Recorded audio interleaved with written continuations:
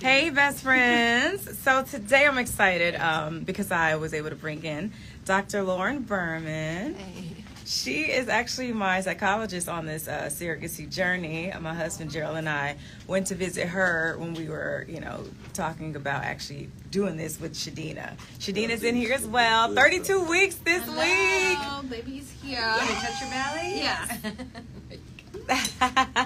Hello.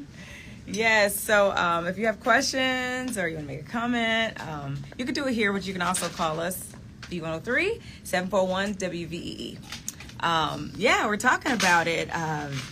For me, I've got so many fears and questions because we are fast approaching this due date, and my girl will be here, pretty soon. So it's like time to get ready. So we just had to bring Dr. Berman in here. I'm so happy to be here. So nice to see you guys. Yes, she actually has an office right here in Atlanta, 50 Glen Lake Parkway. And if you ever want to reach her, you can call 404-634-2555. I want to make sure you cool with me giving that number out beforehand. But yes. But yeah, she's been practicing since 1989. I know. Insane, right? So you're in good hands. So if you're nervous about maybe doing surrogacy or adoption or any of that, she'd be the person I would definitely advise you to go to. She's also really good with assessment and treatment of post-traumatic stress disorders, depression, anxiety. She's worked extensively with crime and terror victims, survivors of automobile accidents, and just survivors of childhood trauma. So she's the real deal, okay, just to let you know. And also perinatal trauma. There you go. Her resume is extensive, all right? So I have a question. We may or may not. Big Tigger has a question. What? You hear a lot about postpartum. Yes, we do. I hear a lot about Oh, we should definitely talk about this on air too. You should ask that. And for guys, I would say most guys, we don't even get it. I'm sorry? We don't get it. You don't get it, but you get worried. What, you get nervous? Like, we don't understand. We don't grasp the concept of it, so to speak. Right. Like, we hear about it, we understand it's a thing, Right. but we don't understand, like, all right. Like, it's like... Yeah. I think in general, if you've ever had like a really close friend or relative who's had a depression, it's really hard to get inside of them. It's like, you have everything, you have wonderful things going on, and you're like, why are you upset? Why are you sad? Why are you negative? Why are you irritable? So I think in general, it's really hard to kind of put yourself in other people's shoes and other people's heart when they're experiencing a mental health crisis. Mm-hmm. So it's the same thing. But what is it? Physiological? Yes. It is physiological. It's a lot of things. Sorry, Pat. Let's do it on the air. Okay. Well, I didn't know Yeah. we were going to get to it. That's why I mental asked health about right now is it. such a big topic. Yeah, and a lot of women, that's why they be jumping on. Didn't you just tell me to wait till we get on air? I had 4 babies and 2 abortions. I didn't know what postpartum. I thought I was just out of money. You said what we rather what? No, and that's true. It's people are they're not sleeping, they're out of money, they're struggling. But no, I wouldn't on the air. I mean, we can do the content we're talking. We can talk.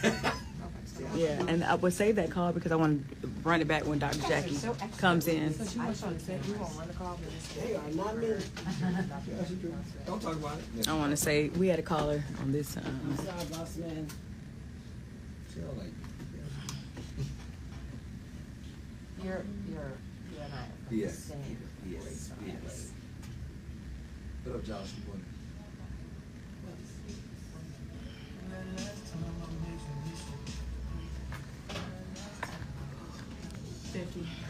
So while I'm on here and we're waiting to come back up, I just want to show y'all. I got my first gift.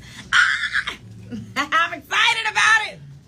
This is a Coco Baby Love diaper bag. I love it. So cute. They sent it to me, and they also sent this nice silicone food tray, and I got the fork and the spoon for the baby. But this, like, really, this takes the cake. Do you see this? Adorable. So this is my first gift, y'all. It's feeling a lot more real. Okay. You know, like it's really, this is happening. Oh wait, you know what? There's something else in this bag. I just realized. Oh, they sent the bowl too. She got the whole set. She ready. I have the whole set. She's so ready. She's already so loved. See?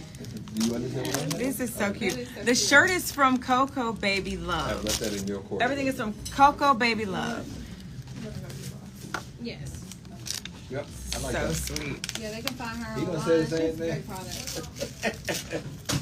Let me see. Okay. Hi, Denise. Look at this. So their Instagram is Coco, COCOA, Baby Love. Shadina. What's going on? How are you? Good.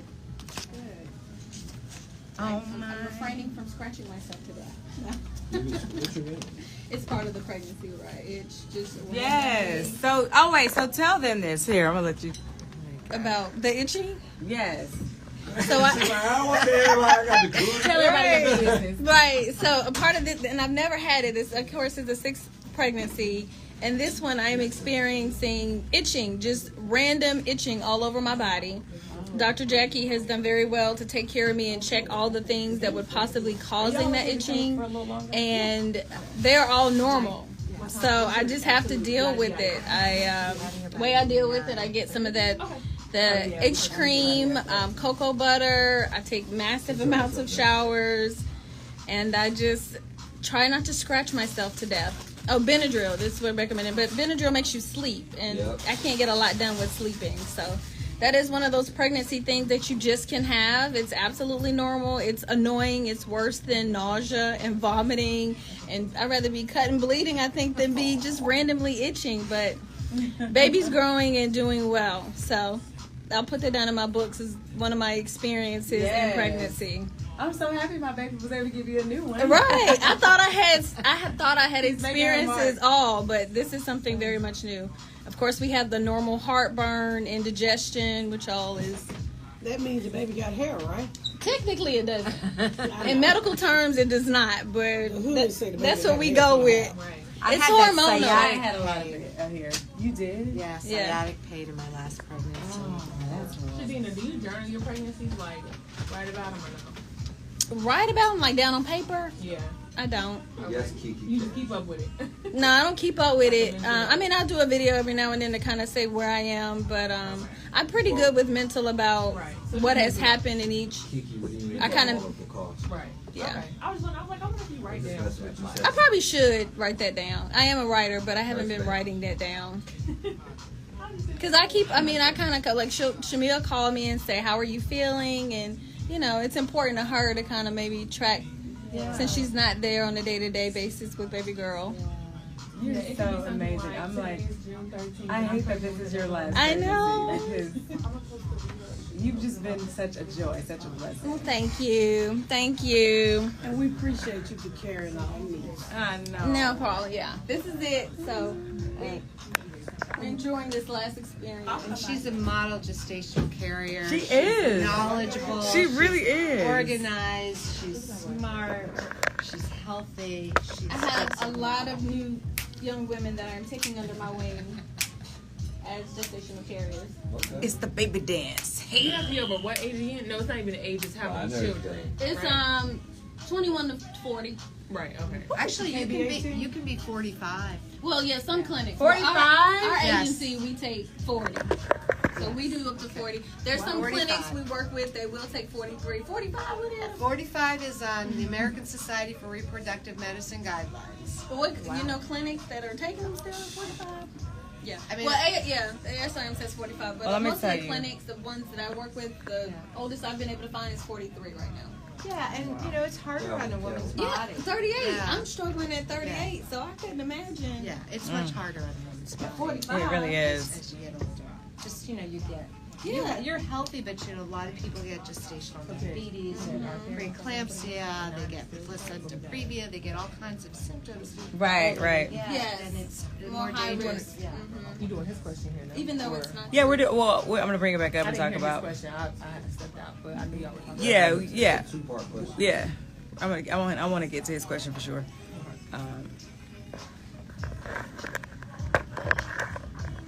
So after she answered the first part, I was kind of she did.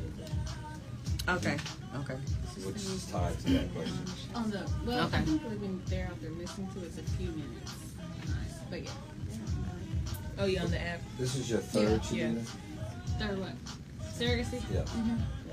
Third surrogacy, sixth. Her pregnancy. third. This is Jadina's third surrogacy and her sixth pregnancy. I feel like 7 is the number of completion. I personally feel like she got one more in her, but I ain't gonna push it. I'm gonna get this one out of her first. At and some then point see. in life, Here we go. I may want to 30 get married seconds, you again guys. and give this thing away. And guidelines Stand limit by. you to 6. Right. 850 with the Big Ticket Morning Show on V103, the ATL's number one for hip hop, R&B, and throwbacks. In the midst of Shamea's surrogacy journey right about now. Yes, we are. So many questions. Like, one of my fears was, am I going to be able to connect with my daughter, Shiloh, when she comes home? Like, or am I going to be like, hey, whose baby am I babysitting? You know, like, I don't know. Well, the wonderful thing is that you have been involved with Shadina all along during the journey. You've seen the ultrasounds, you've been there for the appointments, and that really helps with attachments. And, sometimes it just does feel different when you deliver versus not delivering, that you have that attachment inside, but you've been there all along on this That's journey. true. What do I do to connect with her? Because I've been shy. It was easy because I nursed her, but Right. so I don't really know just. Well, just cuddling a baby and feeding them is an attaching, even if you're not nursing. And baby massage are nice, and playing and tickling and holding, and once that baby gets used to you, which will be pretty much immediate, so you don't have to worry about baby attaching to you. All right. But it will feel different than with your older daughter. So, but it takes a little time. Just need to be patient. All right. And watch a little Netflix with the baby. Are there some good bonding shows that you can recommend this fashion? I knew that was coming. Of course. They were gonna come out cussing. It's all right. Dr. Berman, many men have heard of postpartum. We hear about it all the time. We don't really understand it. Where does it come from? Is it mental? Is it physiological? And as a man, like what is there anything that we can do? Yeah, that's a really great question because postpartum is fairly common, and there's a whole bunch of factors, and it's really sensitive of you to be asking about that. But there's a bunch of factors. I mean, there are some. I've met military wives whose husbands are deployed when they give birth, and they're on a base, they're away from family, they're overwhelmed, and so situationally that could really create a problem with depression. Right. There are also lots of women have cyclical hormones, and our bodies change all the time, and pregnancy is a time of and delivery are a time of incredible hormonal change, and that really can affect mood, and that can creep up on you and be really surprising. So there's lots and lots of factors. Not getting enough sleep is a factor in depression. Ain't got enough money. And not enough money, being overwhelmed, being super stressed, wondering how am I going to take care of my children? Where am I steal the baby milk from at this one? No. So should they talk to somebody, or is it like a physical thing that you can do? Or First person to talk to, there will be a 6-week checkup after you deliver your child, and the first person to talk to is your OBGYN, and they will do an assessment. okay. Yeah, but really talk to your partner, talk to your friends, talk to your doctors, and then your doctor might send you to someone like me. Your doctor might prescribe some medication, and it's really important to take the medication if you're going through that. Talking Your to doctor prescribes it. Dr. Berman on Shamea's surrogacy journey.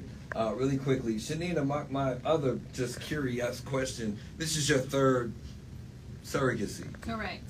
we're talking about postpartum, and you're like Yes. having this child, and then like, all right, There you bye. go. Yeah. Luckily for me, I've never experienced postpartum depression in my own pregnancies or any of the surrogacy journeys. Most So you don't times. miss this child that you were No, running like around with? I have already planned out my year from delivery till the rest of the year of travel. I mean, I have Okay. my own kids that I'm heavily involved in, and so I just have never. I'm very thankful that that has never been a part of my journey.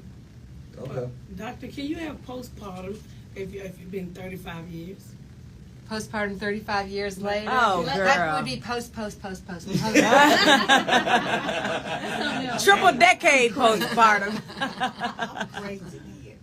Yes, indeed. Dr. Berman in the building with Shamea Surrogacy Journal. We coming back with more.